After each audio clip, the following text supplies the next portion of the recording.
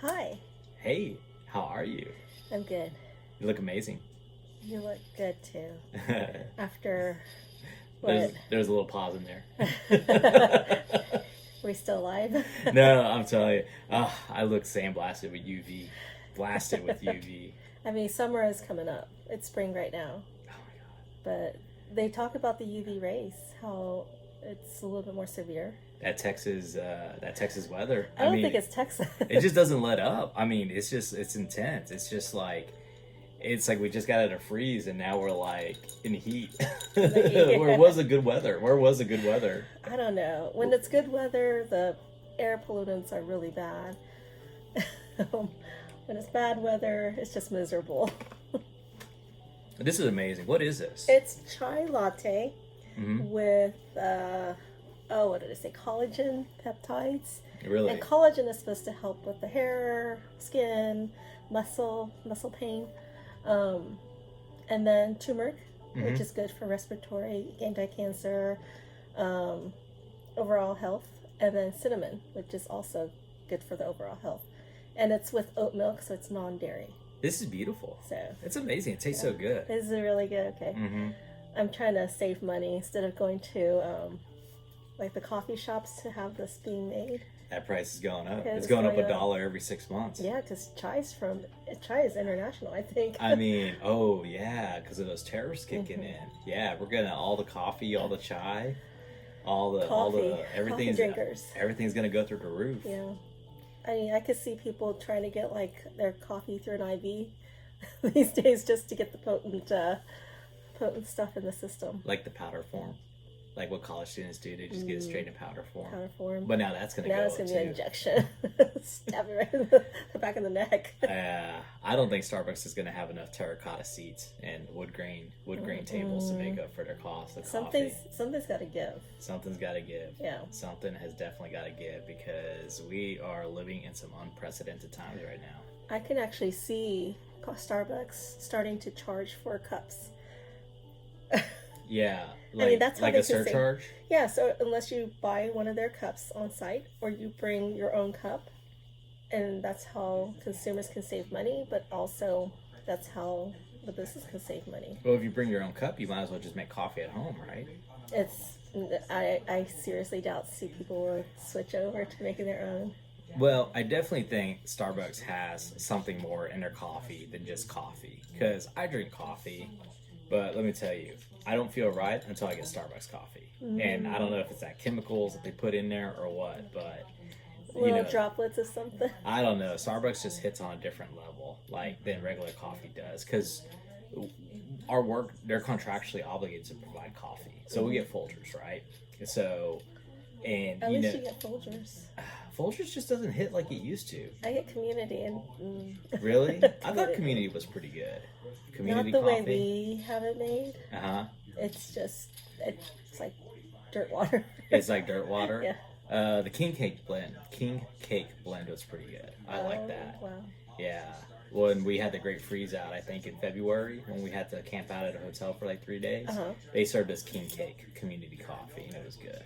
But you paid for it.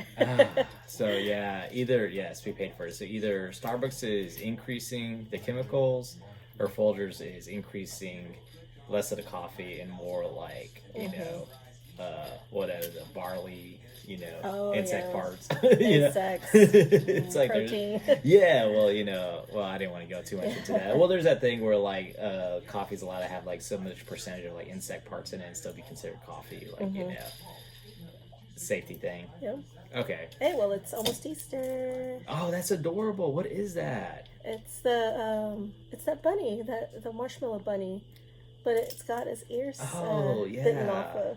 God, that's so 2025. Right? Yeah, I feel like that's all of us, like, going into this new year, like, we're all, like, missing something, Yeah. Either physically or emotionally. That's such a 2025 bunny, I mean, I think this was developed due to COVID, just because there's a lady at the farmer's market, she's doing 3D printing, and she's making, everything's $5. Even these little puzzle gadgets. Tell me I'm still beautiful. Me too. Oh. So, she's developing these. She had like 2-3 tables worth of like different little things like fidget spinners, dragons, snakes. Look at this. And this is incredible. Yeah, and I asked her like, how long does it take? She had a whole bunch, and she's just like, some could take like a few hours, some could take a day, some take like a couple of days. Oh, this is cool. It's very cool. Well, you know what those? So this is $5, right? Yes. So you buy something similar to this, it's like $15. And now with those tariffs, see, well, yeah, because you know, you put in a package. I'm talking like I know what I'm talking about, but you put in a package. You know, you put it like on the shelf at Barnes and Nobles. It's not any different, and you know, it's 3D printed. It's not PLA plastic. You know, hot press. You know, 10,000 cranked out. But the plastic has to come from another country, right? Yeah. So eventually the plastic's gonna go up. Wow, this is beautiful though. So $5, huh? Yeah, right now it's $5. So I figured I'd get these for like the Easter treats for like kids. You know, simple. So.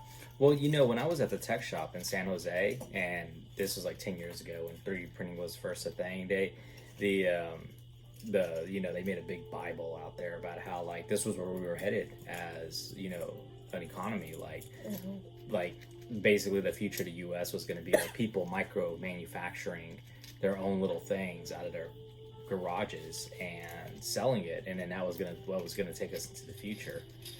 And then we just went even harder into China trade, and then all the 3D printers like shut down, you know. But now Trump tariffs are here, and it looks like we're going right back to it. Wow, that is amazing. Yeah, they're like fidget spinners, so you know. Is that like a gear set? Yeah, I guess so. Yeah. And she had all just different sorts of like puzzles. Was she selling them? Selling as many as she could put out there? Yeah. And she had like these itty bitty teeny weeny like figurines made out of these plastic resin. The time it must have took to design this. I don't think she designed it. I think she just bought it off the internet and then applied it to her 3D printer. It's fascinating. It is. It really is. I mean, because it makes you think like, okay, because you have a gear set here, and if you're to make these gears, you know, custom manufacture them, yeah, you got to build the steel mill and the mold. Then you got to get the metal. Yeah. But then we're eventually going to be at a point where like you can use a 3D printer, and then you can like print this in 3D. Yeah. And then you can like, and then you could maybe actually even use it as a part, a manufacturing part. You know, I really think that's what they're trying to bring in with the tariffs. I think there's this kind of like when the body, like when you go through a fasting process and you don't eat any food, and they say like after like 18 to 20 hours of like not eating food, or I think it's less than that, your body goes into recovery mode. Okay. And what ends up happening is that you start healing sickness faster. Like, you know. Oh, really? Yeah, that's the whole part about fasting. So, in a way, I almost think like tariffs are kind of like a fasting. Like we're forcing ourselves off of something that's very cheap and convenient, which is like this idea of living in this mass economy, or this mass production economy, where we can get things stamped out of plastic very cheaply, shipped over, and we're getting pushed out of it, and then we're like being forced to adapt to the new technologies. You know.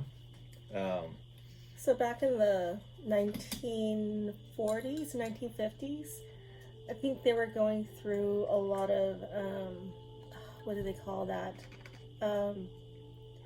You might have the money to afford it, but you don't have the goods to buy it. Right. So, I forget what that era was called, but it's almost like Trump is forcing that to happen, even though it's not necessary.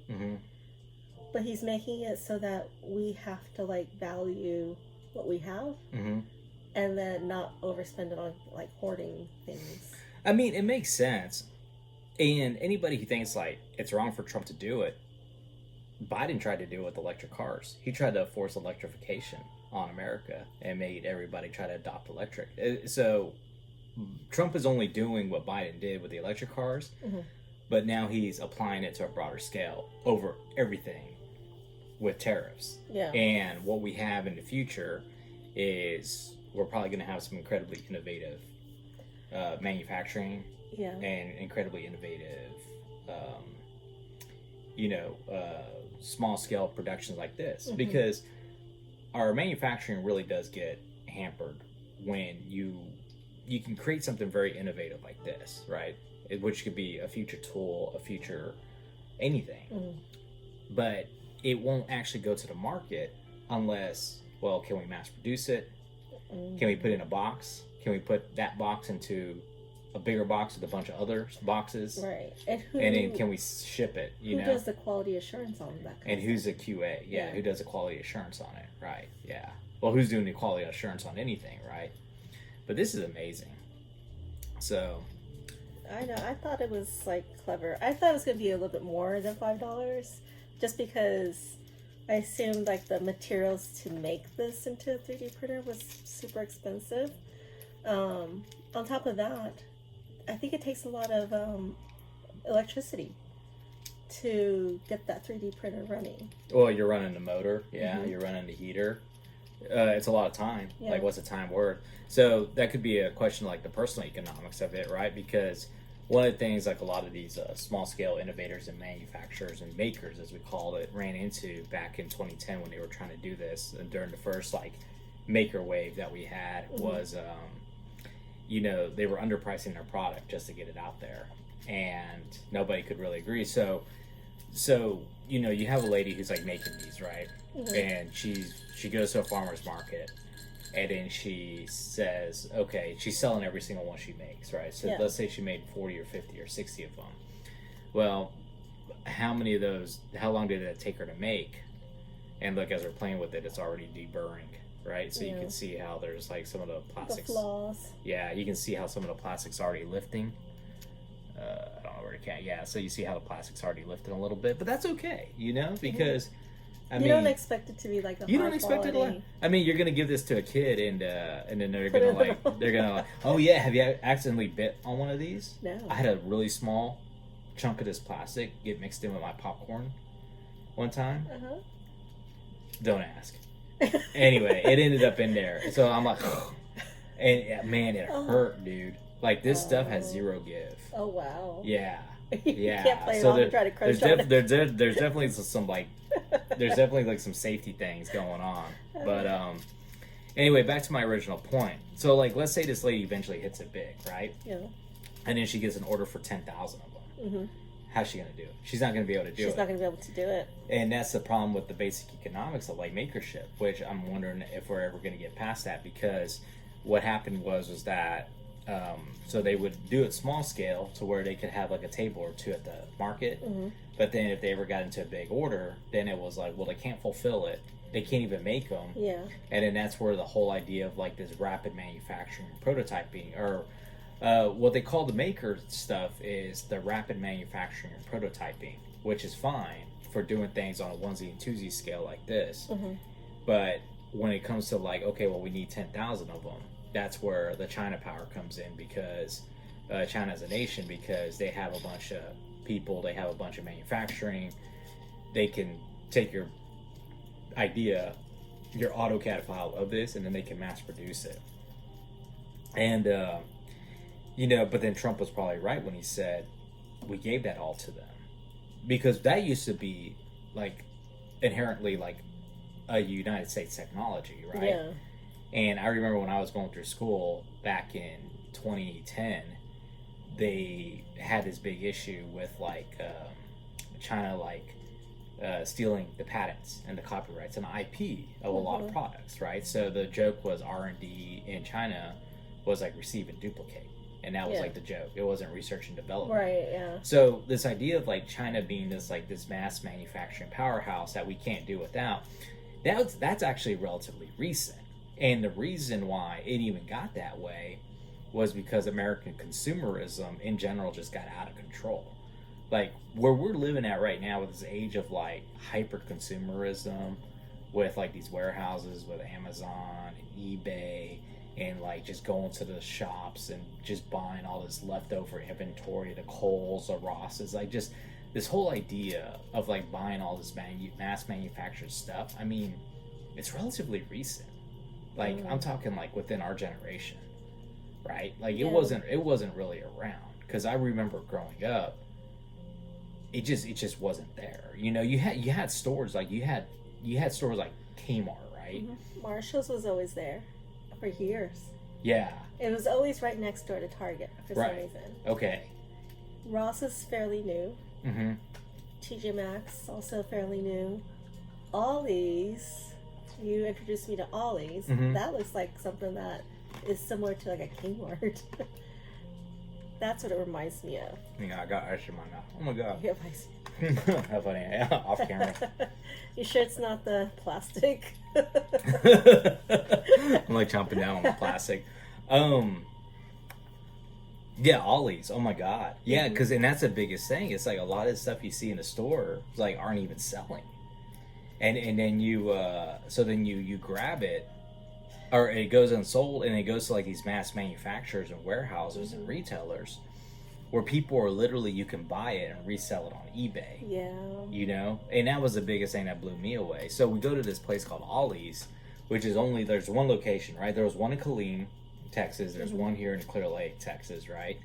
We go over there and they just got like boxes of this stuff that would cost $10, $12, $13 at like a AutoZone or whatever, car cleaners. And they got a price for like $3 a can, and they're just letting it go. So then I pick up a can and I look at it on eBay, and somebody's selling 2 cans of it for $20. Yeah. Like, that's aerosols. You can't even ship that through the mail. Like, how do you sell it on eBay? You know what I mean? There's a book for like $4, and somebody's got it as sold on eBay for $20. I think what's happening is, I know someone that they tend to do is they go for products that are discontinued or about to be discontinued, and they buy, I don't know, boxes and boxes of it, because they know there's always someone that wants that particular type and scent or brand, and they take it all and then they resell it on eBay or Amazon, actually. Well, that's what you say your friends were doing, right? Yeah. Because they started out with buying the stock like off of soaps, Best Buy or Bed Bath and Beyond. Bath and Body Works. Bath and Body Works, because people love candles. For some reason, people love candles and those scented soaps. And because they're seasonal, a lot of times they get discontinued. But if you really love that scent, you will look for it everywhere. Yeah. And I mean, they could, instead of running it for like $4.99 like the normal price, it could go up to like $10.99. Right. And they make a profit off of that. Yeah. And it's just like, oh my gosh, like I never really thought about doing something like that, because you think discontinued is like not good. Yeah, exactly. Because it doesn't sell. Exactly. But there's always somebody that wants it. Isn't that amazing? It's amazing. It's amazing. Like, just, you know, and that's like capitalism, right? Or is that capitalism? Or is that like what describes capitalism? I don't know either. But yeah, I mean, just this idea that like our whole economy is just like picking up stuff and moving it around. Yeah. I mean, I even got like a little thing on eBay going. I'm selling some of my card collection, right? And I just decided to like just YOLO it and, you know, list something that's like got a market value for like maybe $30, maybe 50, but 30.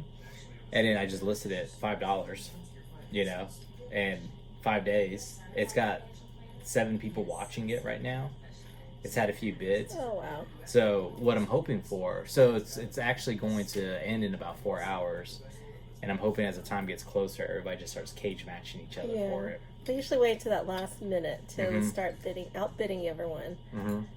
So maybe $100 for a card. Well, I'm hoping that it'll like. It's actually the whole pack, right? Yeah, it's one commander deck. Yeah, but it's an old one. I bought it from Walmart in 2021 during the height of the lockdown, and I think it was only like $15, $16. That was back during the old days when you could actually like, you know, buy like cards for cheap as God intended, and you know, use them as cheap entertainment. And now it's like, you know, it's a collector. The prices have gotten out of control. Yeah, in 5 years, it's a collector's item. So, amazing. Yeah, it is amazing. So we'll see how this one does. But yeah, a lot of things are changing right now. There's a lot of changes. The stock market's going through a bunch of changes too. Up and down. Up and down. Yeah.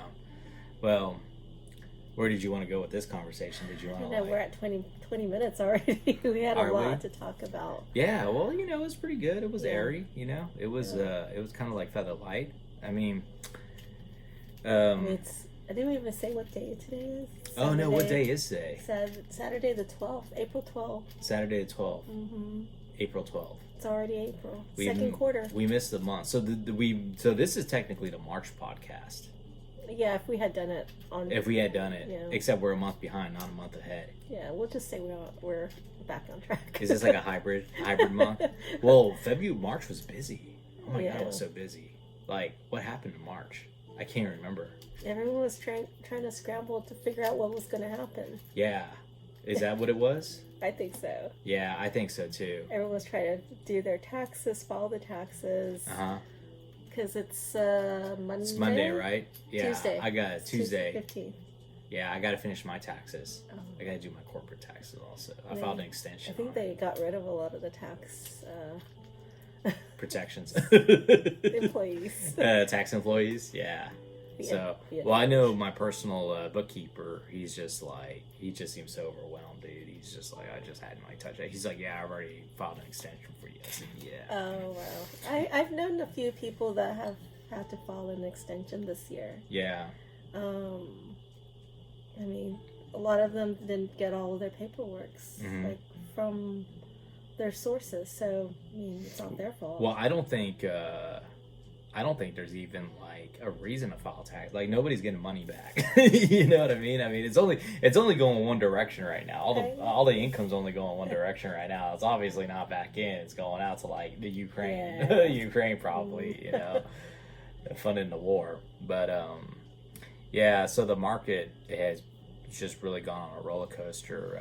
Trump decided to, again, we're invoking Trump's name, but he really is bringing us into a new era, I think, whether we want to or not. Like, we are here, we are really doing it, and he's really committed to figuring out some type of different alternate timeline where we're not dependent on the Chinese manufacturing apparatus. I mean, which income group does it benefit the most? Well, help me. I mean,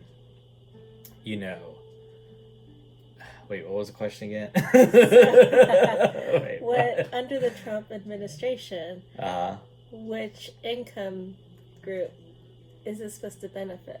Is it low income, middle class, wealthy? Well, I can tell you that currently in the past week and a half, it's been a ride on the stock market. Mm-hmm. And I think that people are benefiting and not benefiting off the stock market. So we had talked about a lot of this market movement was just short-term derivatives trading, and a lot of people were doing futures trading, which is, I think, what's causing a lot of the volatility. So it drops to 39, and then it goes to 40, and then it drops back down to 39. You got to understand, all these jumps where it's jumping up 500 points, that's people pumping and then selling and pumping and selling for short-term gains. Yeah. And that's the idea of what's going on. So there's that people that are treating the stock market as literally like a gambling machine, right? And then you have people that are now if you have a long-term stocks or you were one of those guys that were okay, I'm going to financial independence, retire early, and it was that type of deal, then yeah, you're probably a little worried, right? Because your stock's lost all this value. But then it's what does that even mean, right? When you say stocks lose value and everything's I don't know what it means, but I went to go get lotto tickets the other day. Yeah. And the prices went up. So there was a little bit of an increase there too. How is that possible? The lottery tickets. Yeah. Prices go up. It's 10% materials handling fee. I don't know. I was gonna look it up to see why, because it was the Mega Millions, and before it used to be $2 or $3. It went up to $5. Yeah. And so the slip that I normally use every time they told me it won't go through, and they asked me if I just completed filling this out. I'm like, no, I always had it.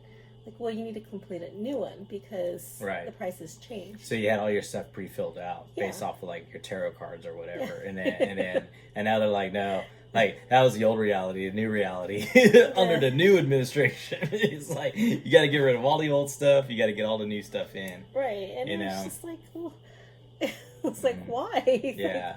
Like, what materials do you use that's from another country? I mean, the cash is from here. Right? It's probably the same stuff they use at balance on. So it's like cash the counterfeits. It's the number machines. Maybe that comes from another country. Yeah, maybe. I mean, it's ridiculous. Yeah, there's a lot of things that happen. So we got that going on. What are you doing on your phone? I'm trying to look up the Mega Millions why. We're podcasting. I could find out within the faucet why they increase the prices. God. This new generation are always stuck on their phones. You couldn't even go 30 minutes without you picking up your phone. Ticket prices. Ticket price increase. You're addicted. Okay, let's just sit here in awkward silence while you look at your phone. Ticket price increase. I feel like this is like. We need like that person in the background. Jamie, look up ticket prices. You know, like how Joe Rogan does. I don't know. You don't know? No, I don't watch that. You don't know? Yes, it's $5 for each. Oh yeah, a new $5 price tag for each ticket. There's October. A series of tweaks that says that will improve the odds of a jackpot. How do you improve the odds of the jackpot? God, they just lie to us. They lie to us, dude. They lie to us. Oh my God, that's hilarious. That doesn't make sense. That. How is it supposed to increase the odds of a jackpot by increasing the price of it? How many lottery tickets do you buy? I only get I don't buy it all the time. It's just whenever I get that urge to like go get it. How often do you get this urge? Maybe once a month. It's not a lot. I do better with scratch. Let me see. Let me apply girl math to that. Okay, so once a month, multiply it by 3, double it. Math is math. It's once every 2 days, you say. Once every 3 days, you say. See, it says it promises more giant jackpots. I think that's... Everyone's a winner. Everyone's a winner. Everybody, all you got to do is just keep feeding the machine, and when you too, one day, you'll get your number called. Yeah, to the grave. Don't win too much money. You might have to take a helicopter ride, and boom. Too soon. Dude, not really. You think you would figure CEOs would have figured out not to take helicopter rides? You know, you think after the whole LeBron James thing happened. Or no, I'm sorry. Kobe Bryant. Kobe Bryant. Oh my God, yeah, that's right. Oh, he went out way too soon. Yeah. Yeah, you figure after the whole Kobe Bryant thing happened, right? See, this wouldn't have happened. I wondered like what happened to his money. So like, do you think like they paid him a bunch of money and then they were like, yeah, we need his salary back, so they and all this stuff went to probate. Like, I don't think they have probate. And the state took it back. Yeah, I don't know. I know Texas is, but no, I don't think California has a probate law. Yeah.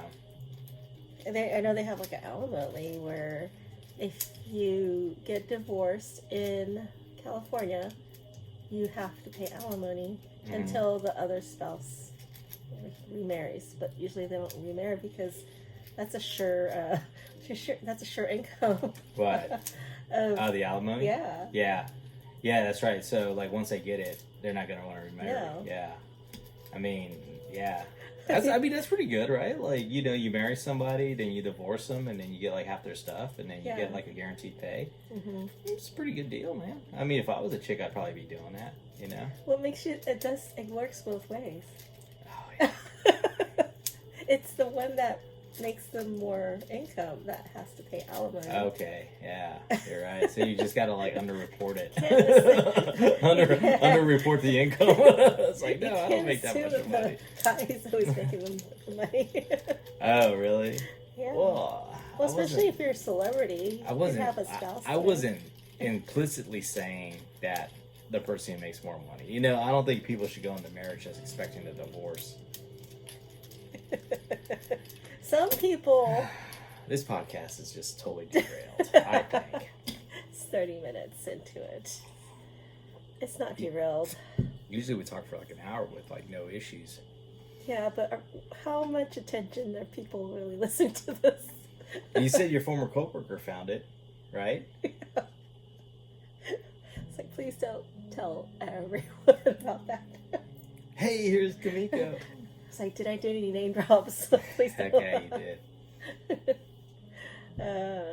But yeah, spring is here, and summer is like tomorrow. Yeah, spring is here and summer is tomorrow. We'll be looking forward to that next are you hurricane. it's a spring equinox? Oh no, that happened last month. Okay. March. So is today like the first official day of summer or what? No, summer is like June 20th, Right. 21st, I think. Yeah. But with Texas, it's summer every day. Yeah, it is. Yeah. January, that heat is out February, March. Yeah. Well, Houston just continues building up. It is just an incredible mechanism that is just unstoppable. I'm telling you.